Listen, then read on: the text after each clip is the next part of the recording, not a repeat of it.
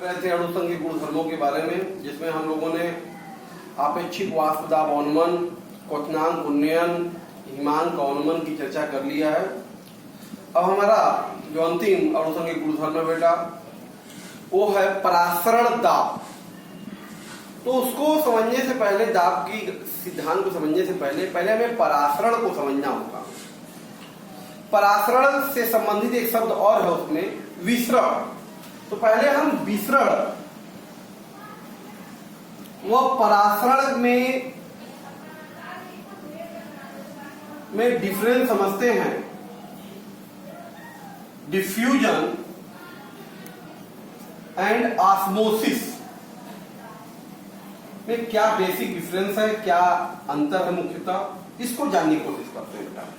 तो ध्यान समझिए, देखो किसी भी पदार्थ के कण का, ध्यान समझिएगा, कण का अधिक सांद्रता वाले क्षेत्र से, पदार्थ के कण का अधिक सांद्रता वाले क्षेत्र से कम सांद्रता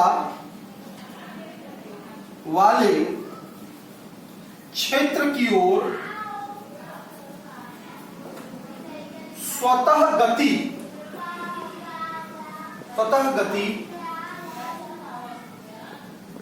बेटा, जिससे विलयन के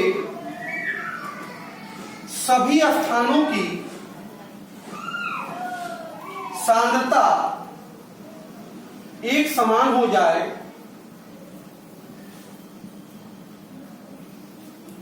विसरण कहलाता है। आप विसरण का एग्जांपल देख सकते हैं जनरली। जैसे अगर मान लिया जाए बेटा, अगर ये कप पानी ले लिया जाए, बीकर में पानी, और उसमें एक बूंद स्याही डाला जाए, तो आप देखेंगे कि जैसे ही स्याही पानी में जाएगा तो इस विलयन का विसरण के पश्चात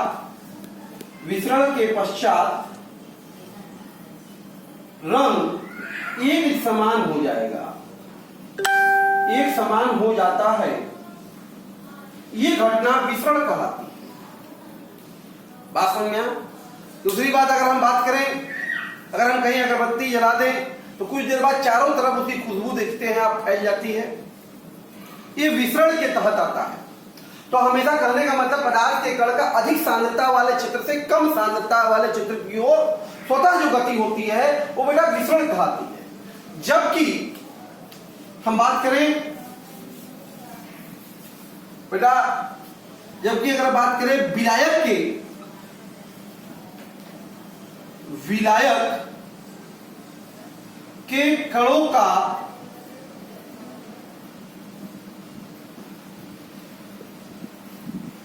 या पदार्थ के कणों का, जो भी कहिए, विलायक कणों का कम सांद्रता वाले क्षेत्र से अर्ध, ध्यान दीजिएगा यहां पे, अर्ध पारगम्य झिल्ली के द्वारा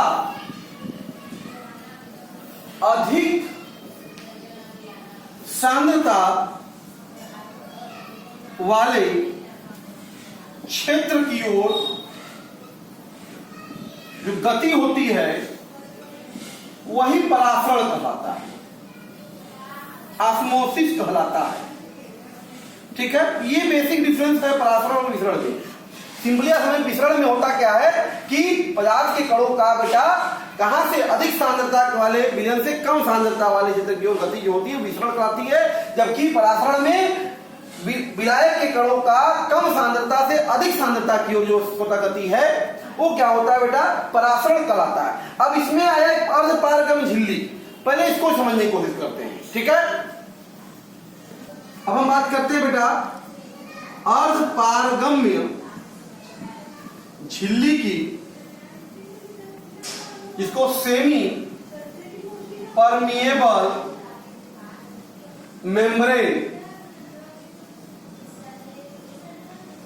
कहते हैं, या शार्ट में एसपीएम लिखा रहेगा आपकी किताबों में, एसपीएम सेमी परमिएबल मेम्ब्रेन। अर्धपारगम झिल्ली ये क्या है बेटा? तो सीधी सी बात आप समझिए, वे झिल्लियां जो स्वयं में से सिर्फ विलायक के कणों को, विलायक के कणों को आने जाने दें, परंतु विलेय के कणों को नहीं। ठीक है भाई, वे झिल्लियां जो स्वयं में से उसके अंदर से सिर्फ क्या हो, विलायक के कण जो है आर पार आ जा सकते हैं, परंतु विलेय के कण नहीं आ सकते। उसे हम क्या करते हैं, नहीं, उसी को क्या करते हैं बेटा, अर्धपारगम्य झिल्ली करते हैं। क्या करते हैं? उसी को अर्धपारगम्य झिल्ली कहते हैं। ठीक है बेटा, अर्धपारगम्य झिल्लियां कई प्रकार से देखने को मिलती है बेटा। इसमें हमें पादप झिल्लियां हैं, बहुत सी पादप झिल्लियां। पादप झिल्लियां का मतलब हो गया आपका वेजिटेबल्स जो मेम्ब्रेन होते हैं, जैसे प्याज की झिल्ली, जंतु झिल्लियां हैं हमारे पास, ये भी अर्धपारगम्य झिल्ली है, जैसे सुअर,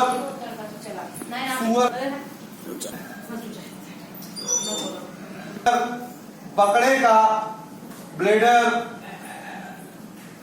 ये सभी जंतु झिल्लियां हमारे अर्धपारगम्य झिल्लियां हैं बेटा। संश्लेषित झिल्लियां भी हमारे पास हैं। संश्लेषित मतलब निर्मित झिल्लियां है हमारे पास। सेलोफेन एक प्रकार की झिल्ली है जो कि संश्लेषित झिल्ली है।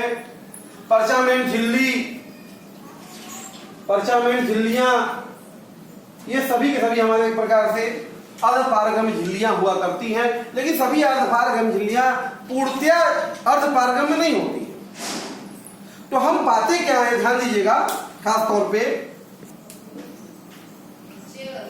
कॉपर फेरोसल्फेट, कॉपर सल्फेट व पोटेशियम फेरोसाइनाइड, पोटेशियम फेरोसाइनाइड के मिश्रण को किसी सरंध्र छिद्र के साथ मिश्रित किया जाता है। सरंध्र छिद्र के साथ जब मिश्रित किया जाता है तो सरंध्र पर कॉपर फेरोसाइनाइड का जेली जैसा झिल्ली बनता है।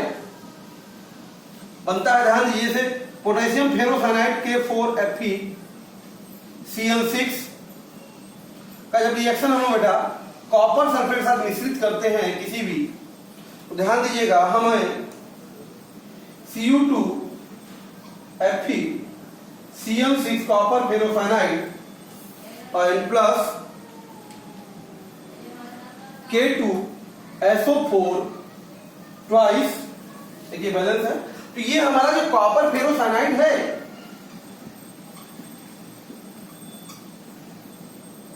ये हमारा एक संश्लेषित और बहुत अच्छा एसपीएम है, सेमी परमिएबल मेम्ब्रेन है, जिसको हम लोग आदर्श झिल्ली के तहत ले सकते हैं। बात समझ में आ रहा है? तो ये बेटा सेमी परमिएबल झिल्लियों के उदाहरण है। क्लियर है? अब हम बढ़ते हैं परासरण दाब की तरफ। क्लियर? करते हैं आपसे परासरण वह परासरण दाब के बारे में बहुत इंपॉर्टेंट कॉन्सेप्ट है, ऑस्मोसिस एंड ऑस्मोटिक प्रेशर। ध्यान दीजिएगा बेटा, जब हम लोग इसे देखिए यहां पे ये इसमें अगर हम लोग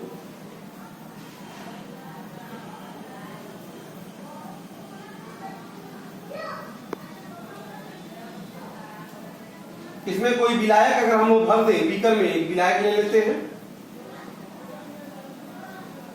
और इस बेलनाकार में इसमें अगर हम लोग बेटा विलयन ले लेते हैं, विलयन,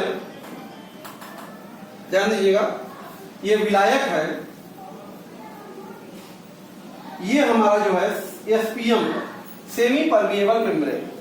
तो ध्यान समझिए यह बात को कि जब चित्र के अनुसार या चित्र के अनुसार कह सकते हैं आप,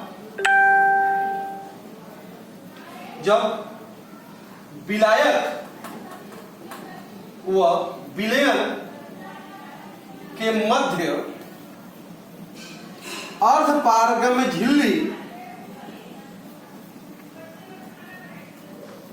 झिल्ली को रखा जाता है तो विलायक के कण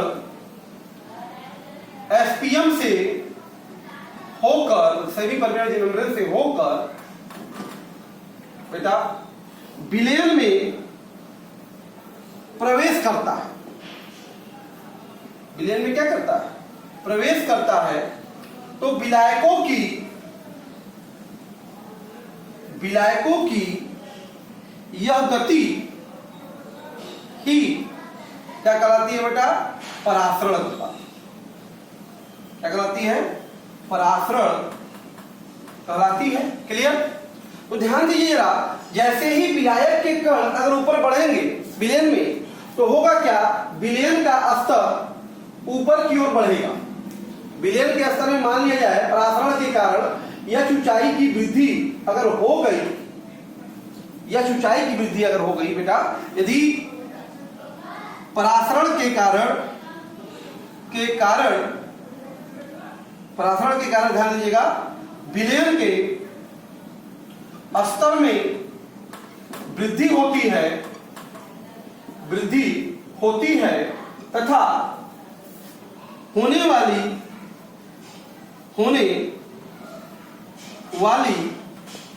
यह वृद्धि द्वारा उत्पन्न जो द्रव स्थैतिकी दाब होगा, ध्यान दीजिएगा, द्रव स्थैतिकी दाब जो है, ये जो स्थैतिकी दाब उत्पन्न हो रहा है बेटा, एच रोजी जो दाब उत्पन्न हो रहा है यहां पे, यही परासरण दाब। क्या है? परासरण दाब है। बात समझ में इसका मतलब परासरण दाब को पाई से प्रदर्शित करते हैं बेटा, प्रदर्शित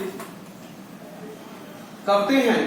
इसका मतलब पाई बराबर हमारा एक प्रकार से एच रो जी, यह एक प्रकार का परासरण दाब हमारा द्रव स्थैतिकी दाब है, जो विलायक का विलयन में प्रवेश करने के कारण उसके लेवल में वृद्धि होती है, जिसके कारण वो दाब आरोपित करेगा, द्रव स्थैतिकी दाब जिसे कहते हैं। और वही दाब हमारा क्या है? परासरण दाब। क्लियर है बेटा? हम परासरण को एक और तरीके से समझा सकते हैं। ध्यान दीजिए, अगर मान लीजिए इस तरह से हमारा, अगर ये कोई टैंक हो, तो टैंक है अगर मान लीजिए,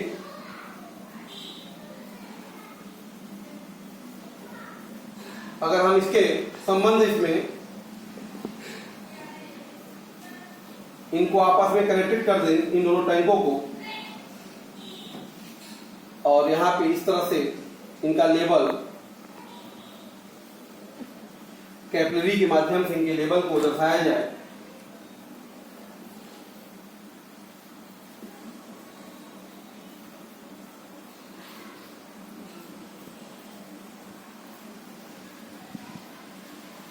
तो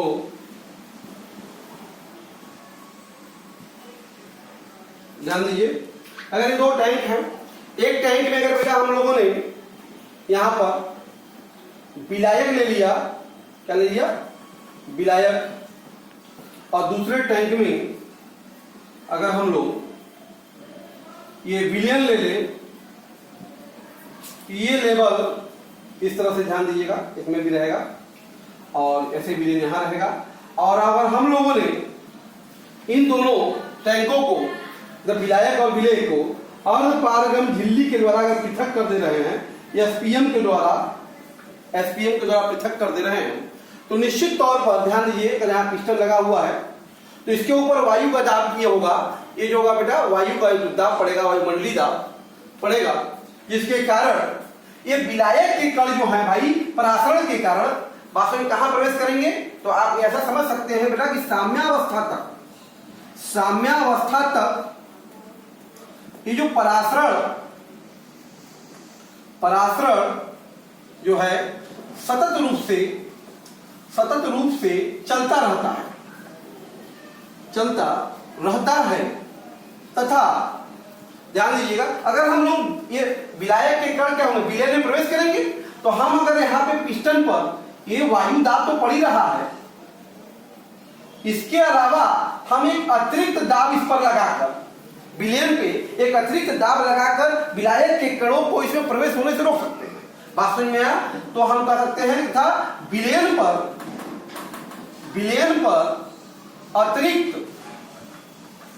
पर अतिरिक्त दाब लगाकर,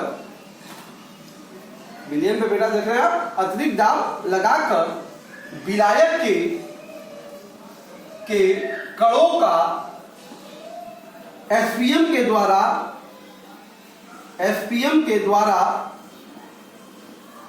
से होकर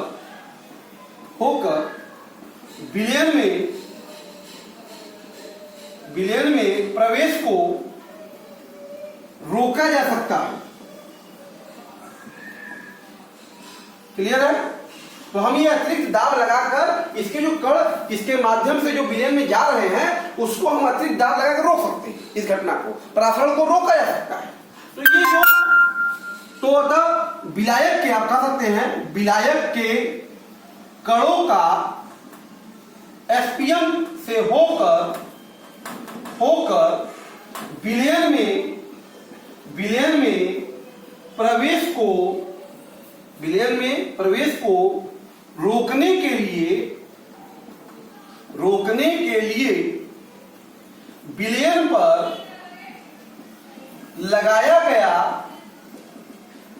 जो अतिरिक्त दाब है, एक्स्ट्रा प्रेशर जो हम लगा रहे हैं, अतिरिक्त दाब ही बेटा विलयन का क्या कहलाता है, परासरण दाब कहलाता है। क्या कहलाता है? परासरण दाब कहलाता है। ठीक है बेटा, क्लियर है? तो इसका मतलब परासरण की घटना को रोकने के लिए, विलायक के कणों को विलयन में प्रवेश से होने से रोकने के लिए विलयन की जो एक्स्ट्रा प्रेशर हम अप्लाई करेंगे, यही प्रेशर हमारा क्या है, एक्चुअल में परासरण दाब है। ओके, परासरण के कारण ही विलायक के कणों का तनु विलयन से सांद्र विलयन की ओर प्रवाह होता है। बात समझ में आया? विलायक के कण हमेशा तनु विलयन, देखिए विलायक तनु है, विलयन में सांद्र है, तो हमेशा विलायक के कणों का तनु विलयन से सांद्र विलयन की जो प्रवाह है वही परासरण। परासरण के अंतर्गत ही आप समझ सकते हैं, ऐसा भी परासरण के अंतर्गत विलायक के जो कण होते हैं, कि जो कण है बेटा, वो निम्न सांद्रता के विलयन से सदैव उच्च सांद्रता के विलयन की ओर गति करते हैं। ठीक है, जो विलायक के कण होते हैं हमेशा परासरण के कारण ही लो कंसंट्रेशन से हायर कंसंट्रेशन की ओर मूव करते हैं। इससे क्लियर हो गया कि हमारा बेटा परासरण दाब जो है, परासरण जो दाब है वो बेटा विलयन की सांद्रता पर निर्भर करता है। क्या करता है? विलयन की सांद्रता पर निर्भर करता है। ठीक है, बात समझ में आ रहा है? देखिए ध्यान दीजिए, जो परासरण दाब हम इसकी बात कर रहे हैं, हमने बताया कि अणु संख्य गुणधर्म है। परासरण दाब एक अणु संख्य गुणधर्म है क्योंकि भाई ये सांद्रता पे निर्भर किया, इसका मतलब हुआ कि विलय के कणों पर निर्भर कर रहा है। इसका मतलब हुआ क्योंकि यह विलय के कणों की संख्या पर निर्भर करता है, न कि विलय के प्रकृति पर। क्लियर है बेटा? तो इसका मतलब परासरण दाब एक अणु संख्य गुणधर्म है और परासरण दाब विलयन की सांद्रता पर निर्भर करता है। अच्छा, हम पाते हैं प्रयोगों, ध्यान दीजिएगा, प्रयोगों द्वारा स्पष्ट है कि विलयन का जो परासरण दाब होता है बेटा, दाब विलयन की सांद्रता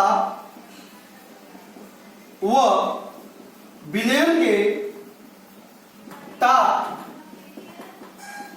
के समानुपाती होता है। परम ताप के समानुपाती होता है, अर्थात बेटा पाई बराबर हो गया CRT। बात समझ में आ रहा? तो ये हमारा है किसी भी विलयन का परासरण दाब की सांद्रता और ताप पर निर्भर करता है। ये वही गैस स्थिरांक ही है। क्या है? गैस स्थिरांक, जिसका मान 8.31 जूल पर केल्विन मोल होता है या 0.082 लीटर एटीएम पर मोल केल्विन होता है। क्लियर है? C जो है विलयन की सांद्रता है। अगर मान लिया जाए यदि विलय के मोलों की संख्या, विलय के यन मोल विलयन के भी लीटर में उपस्थित हैं। ठीक है, अगर विलय के यन मोल विलयन के भी लीटर में उपस्थित हैं तो बेटा C बराबर क्या होगा? यन बाई भी होगा। तो यहां से होगा पाई बराबर वो यन बाई भी CRT हो जाएगा। क्लियर है? समीकरण नंबर 2 यहां से भी। अच्छा, अगर मान लिया जाए यदि विलय की मात्रा बेटा स्मॉल w हो और विलय का अणु भार या मोलर द्रव्यमान स्मॉल m हो, तो पता ही है यन मोलों की संख्या पर क्या होगा? W by m। ये वैल्यू उठा के अगर रख दिया जाए बराबर तब क्या मिल जाएगा बेटा?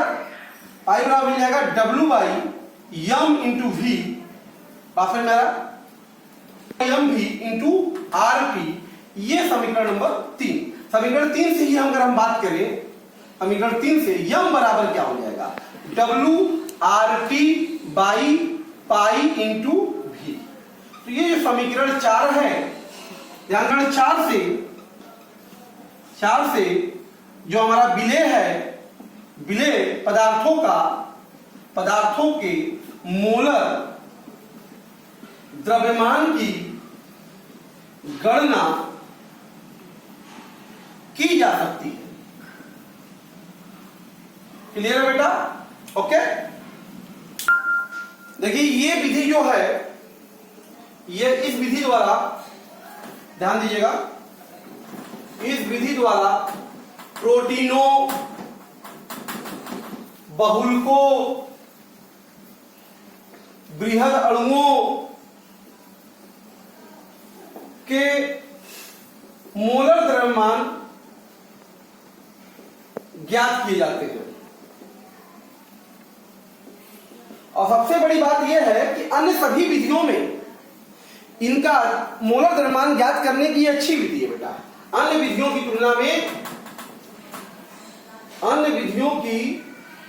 तुलना में यह विधि जो है अति उत्तम है। उसका कारण क्या है? सोचिए, उसका कारण यह है क्योंकि इस विधि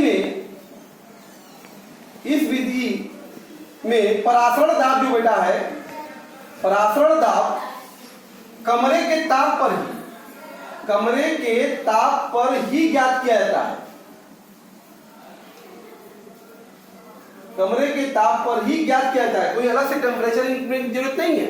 और दूसरी खास बात बेटा यहां है, तथा इसमें मोलरता के स्थान पर मोलरता का प्रयोग हुआ है। ध्यान दीजिए, मोलरता का प्रयोग हुआ है। ठीक है, बात समझ में आ रहा? क्योंकि इस विधि में आप देख रहे हैं कि मोलरता शब्द का प्रयोग हुआ है। मोलर कंसंट्रेशन यूज हुआ है, क्योंकि मोलर का टेम्परेचर से वेरी नहीं करता, लेकिन मोलरिटी जो होती है टेम्परेचर वेरी करती है, ताप के साथ बदलता है, इसलिए एक अच्छी विधि के तहत आता है। क्लियर है? और खास बात ये जानिए, एक खास बात यह है कि इसके द्वारा उन अणुओं का मोलर द्रव्यमान ज्ञात किया सकता है। द्रव्यमान ज्ञात करते हैं जो कमरे के ताप पर अस्थायी होते हैं, उनका भी हम लोग मोलर द्रव्यमान कैलकुलेट कर सकते हैं। तथा जिनकी विलेयता कम होती है, उनका भी मोलर द्रव्यमान हम इस विधि के द्वारा ज्ञात कर सकते हैं। तो कुल मिलाकर कहने का मतलब है कि ये परासरण दाब ज्ञात करने की जो विधि आपने देखी, जो फार्मूला देखा, ये एक बहुत ही अच्छी विधि है। मैक्रोमॉलिक्यूल्स के लिए, प्रोटीन्स के लिए, पॉलीमर्स के लिए ये बहुत अच्छी विधि मानी जाती है। ठीक है बेटा, यहां पर एक समपरासारी विलयन भी होते हैं। समपरासारी विलयन, आइसोटोनिक सॉल्यूशन, ये क्या है बेटा? फिजिक्स बहुत सिंपल सा है। दिए गए ताप पर जिन दो विलयनों का परासरण दाब समान होता है। क्लियर है? दिए गए ताप पर जिन दो विलयनों का परासरण दाब क्या होगा? समान होगा, सेम होगा। उन्हें हम लोग क्या कहते हैं? समपरासारी विलयन कहते हैं। ठीक है, ऐसे विलयनों का मतलब समपरासारी विलयनों का, ऐसे विलयनों का पृथक्करण करने पर इनमें परासरण नहीं होता। क्यों नहीं होगा? क्योंकि परासरण दाब समान है, इसलिए मूवमेंट इसमें नहीं होता। क्लियर है बेटा? अल्प परासारी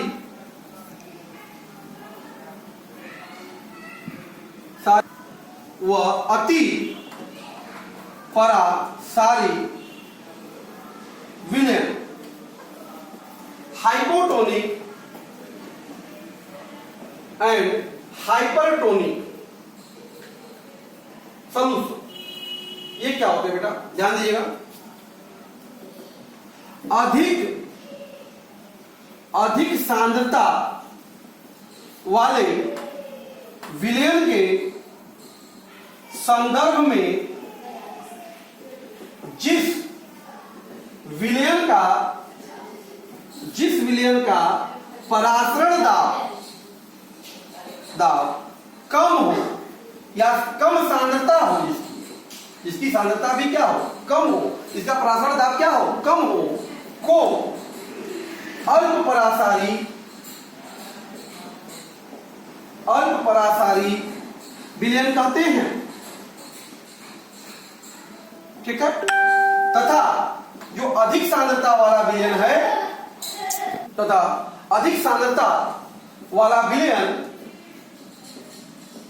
बेटा वो अति परासारी विलयन कहलाता है। ध्यान दीजिएगा, विलायक के कणों का, विलायक के कणों का एसपीएम से होकर प्रवाह जो होता है बेटा वो अल्प परासारी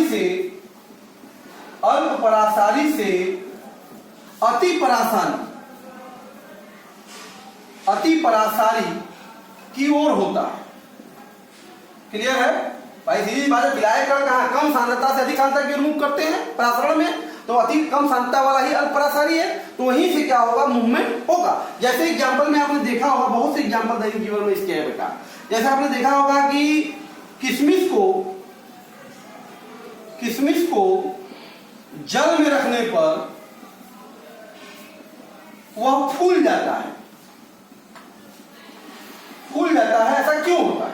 उसका कारण यह है बेटा कि जो किशमिश का, ये मान लीजिए किशमिश है, तो इसका जो सेल है ये बेटा क्या है, ये अति परासारी, क्या है, ये अति परासारी है। और जो जल है, ये जो जल है ये बेटा अल्प परासारी है। ठीक है, तो इसके कारण जल का जो प्रवाह है बेटा अल्प परासारी से क्या हो गया, अति परासारी की ओर चला गया, मतलब पानी जो है किशमिश के कोशिकाओं में भर गया, इसके कारण ये क्या हो गया, फूल गया। और यही जब होता है जब किशमिश को हम लोग, यही फूले हुए किशमिश को 1 एम सांद्रता की NaCl विलयन में डालते हैं तो ये पिचक जाता है। उसका कारण क्या है, ऐसी स्थिति में बेटा ये जो होता है ये अति परासारी होता है और ये अल्प परासारी होता है। तो इससे कारण से जो विलायक के कण है वो क्या होगा, अधिक सांद्रता की ओर चलाता है और नमक में जाते हैं किशमिश क्या होता है, पिचक जाता है। ऐसा दैनिक जीवन में आपने देखा होगा, अक्सर दुकानों पे, फलों की दुकानों पे, सब्जियों की दुकानों पे आपने देखा होगा, ऐसे दुकानदार अक्सर फलों पे अक्सर पानी छिड़कते रहते हैं। उसका कारण आप नहीं समझ पा रहे हैं दैनिक जीवन में, क्यों वो बार बार सब्जियों, क्यों? उसका कारण वो जानते हैं कि पानी छिड़कने से वो ताजा हो जाता है, हमारा जो फल है या सब्जी है बहुत अच्छा देखने को लगेगा ग्राहक को। उसका कारण क्या है, धूप लगने के कारण उसका क्या है, जब उसे पानी डालते हैं तो क्या करेगा, पानी उसमें प्रवेश करेगा, जिसके कारण उसमें क्या होगी, फूल जाएगा अति परासारी के कारण। बात समझ में, और वो ताजा फल सब्जी लगने लगता है और ग्राहकों को आकर्षित करता है। बात समझ में, ऐसे दुकानों की ओर ये सभी की सभी घटनाएं जो बेटा परासरण के थ्रू दिखाई देती हैं, या अपने फल या सब्जियों को आकर्षक बनाते हैं पानी में डुबोकर, पानी छिड़क कर। गाजर देखिए, गाजर क्या है, यही है परासरण का प्रवाह। बात समझ में आया बेटा, क्लियर है? वो है प्रतिलोम परासरण, रिवर्स ऑस्मोसिस, जिसको आरओ कहते हैं। आजकल आरओ बड़ा फेमस हुआ है, सब लोग आरओ पानी पी रहे हैं, आरओ वाटर पी रहे हैं। उसका कॉन्सेप्ट बेटा यही है। होता क्या है एक्चुअल में, जरा ध्यान समझने की कोशिश करिए। मान लिया जाए इस तरह से अगर कोई टैंक है आपके पास, ये टैंक है,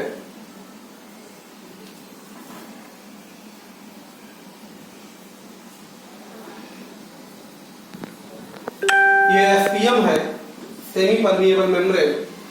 इसमें बेटा हम लोगों ने कोई साल्ट वाटर भर दिया, मतलब इम्प्योर वाटर हम कह सकते हैं इसी को, इम्प्योर वाटर है, अशुद्ध जल है, और इसमें विलायक है, पास में या इसको कहते हैं सॉल्यूशन विलयन। इसमें विलायक है, शुद्ध जल है, ठीक है। तो डेफिनेटली ये ध्यान दीजिएगा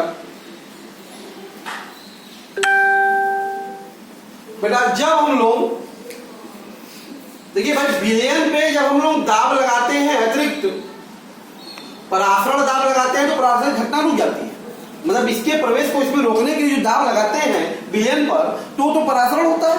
लेकिन अगर हम इस पे जो आरोपित दाब है बेटा, इस पे जो दाब है वो परासरण दाब के अलावा एक अतिरिक्त दाब लगा दे, मतलब कहने का मतलब यह है बेटा कि जब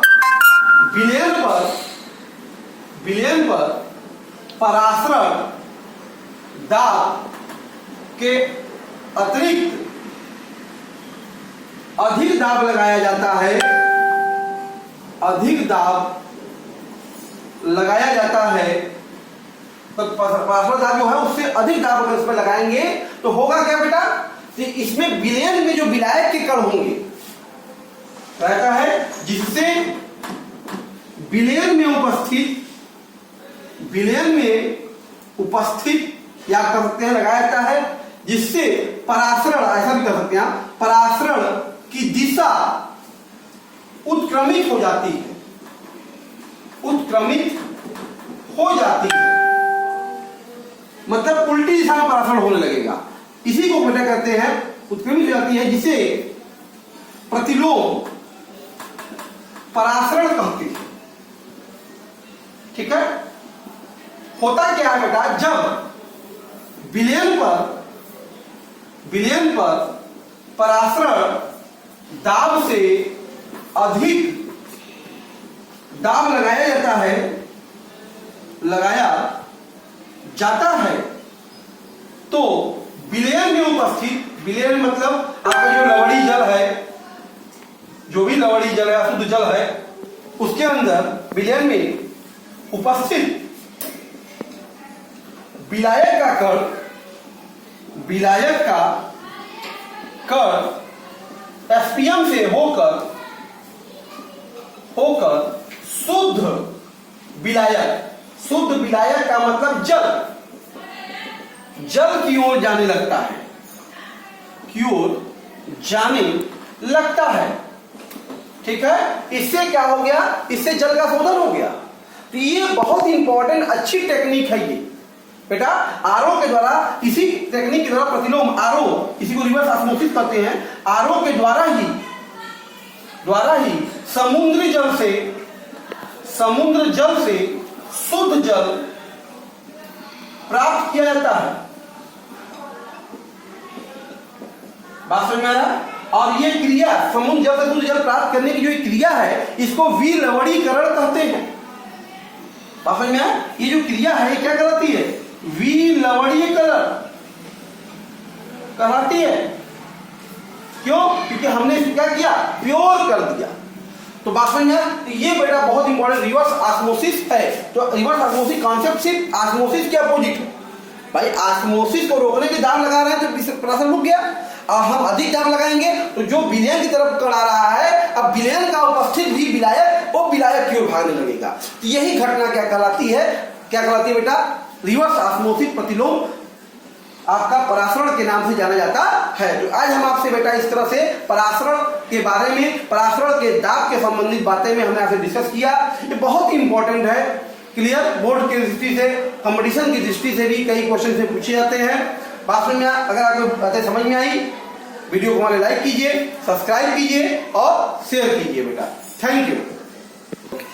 देखिए बेटा, एक क्वेश्चन है आपके सामने, आपसे कह रहा है प्रोटीन के 200 सेंटीमीटर क्यूब जलीय विलयन में 1.26 ग्राम प्रोटीन है, तो 300 केल्विन पर उसका परासरण दाब अगर इतना है तो प्रोटीन का अणुभार मोलर द्रव्यमान ज्ञात करना। बहुत सिंपल सवाल है बेटा। तो यहां देखिए क्या है, विलयन का आयतन दे दिया है। देखिए विलयन का आयतन भी एक बेटा कितना दिया है आपको, 200 सेंटीमीटर क्यूब, मतलब 0.2 लीटर दिया हुआ है। क्लियर है बेटा? अच्छा, ताप और प्रोटीन की मात्रा देखो दे दिया है। प्रोटीन की मात्रा बेटा कितना दिया है बताइए, 1.26 ग्राम, ये स्मॉल डब्ल्यू हो गया।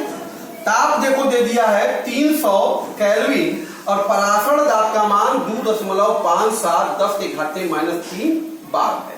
अच्छा, आर का मान आपको पता है 0.082 लीटर बार पर मोल केल्विन होता है। अणुभार निकाल, W आपको बताइए यम RT/V।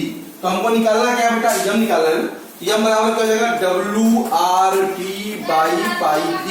तो W की वैल्यू बेटा दीजिए, कितना है W का मान देखिए जरा, 1.26 0.082 टी हो गया 300। पाई का मान है बेटा आपके सामने कितना दिया है? पाई का मान बेटा परासर दाब दिया हुआ है ना 2.57 और आयतन 0.2। जरा कैलकुलेट करके बताइए कितनी वैल्यू आई भाई? 22। तो इस प्रोटीन का जो अणु भार है बेटा वो 61,022 है। क्लियर है बेटा? बहुत अच्छा क्वेश्चन है। 300 केल्विन पे 36 ग्राम प्रति लीटर सांद्रता वाले ग्लूकोज के विलयन का परासर दाब इतना है। अगर उसी ताप पे परासर दाब बदल दिया जाए तो सांद्रता क्या होगी? तो सिंपल सी बात है भाई, T1 देखो 300 केल्विन है और यहां पर देखो आपको सांद्रता जो दिया है बेटा, सांद्रता वो 36 ग्राम पर लीटर है। इसको मोलिए तो C1 कितना होगा? अणु भार से भाग देंगे, ग्लूकोज का अणु भार कितना? 180। ये हो गया बेटा मोल पर लीटर, ये C1 हो गया। अच्छा, यहाँ पे परासरण दाब पाई 1 जो है बेटा कितना है? 4.98 बार है। ताप तो वही है, ताप बदल नहीं रहा है, तो T2 भी T1 के बराबर है। तो ऐसी स्थिति में परासरण दाब अगर पाई 2 1.52 बार हो जा रहा है तो हमको सांद्रता ज्ञात करनी है। अच्छा, फार्मूला आप जानते हैं, पाई बराबर CRT। देखो R नहीं बदल रहा है, 3 नहीं बदल रहा है। डेफिनेटली पाई 2 बटा पाई 1 बराबर क्या होगा? C2 बटा C1। तो C2 निकालना है तो C2 बराबर क्या होगा? पाई 2 बटा पाई 1 गुणे बेटा क्या जाएगा? C1। तो पाई 2 का मान बेटा कितना है? 1.52 और बटे पाई 1 का मान बताइए कितना है आपके पास? पहला दाब कितना है बेटा? 4.98 और C1 है बेटा आपके पास 36 बटा 180। तो हमारा जो दूसरा सांद्रता पे सांद्रता क्या होगी? कैलकुलेट करिए 0.061 मोल पर लीटर मिला करके हम लोग पास में आ रहा है, हम लोग उसकी सांद्रता कैलकुलेट कर सकते हैं। क्लियर है? 1,85,000 मोलर द्रव्यमान वाला मतलब अणु भार इसका देखो 1,85,000 दे दिया है। कैसे सैकड़ा? हजार आएगा, 85 दे दिया है। और उसकी मात्रा बेटा दे दिया है वो 1 ग्राम है। 37 डिग्री सेल्सियस पे T अगर 37 डिग्री सेल्सियस है तो कैपिटल T कितना होगा बेटा? 310 केल्विन होगा। क्लियर है ना? 310 केल्विन होगा। तो घुलने पर विलयन का आयतन देखो दे दिया है 450 ml है, तो 0.45 लीटर हो गया। तो परासरण दाब निकालना है, आपको पता है ना पाई बराबर क्या होता है? पहले C चाहिए आपको, या फार्मूला डायरेक्ट लगा दे, पाई बराबर W/m, ठीक है, इंटू बेटा RT, ठीक है ना, इंटू V पाई CRT N/V, तो W/m RT। तो यहां से अगर बात करें तो पाई बराबर हमारे पास निकल जाएगा W का मान 1, R का मान 0.082, T का मान बेटा है 310 और M का मान है बेटा 1,85,000 और V है आपके पास, ध्यान दीजिएगा 0.45। इसको अगर हम सॉल्व कर दे बेटा 305 10 के घाते -3 बार आएगा।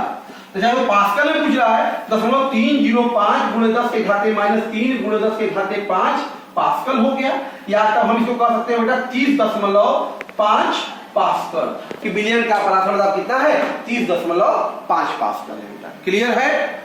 सुक्रोज के 5% इसका मतलब बेटा क्या हो गया? सुक्रोज की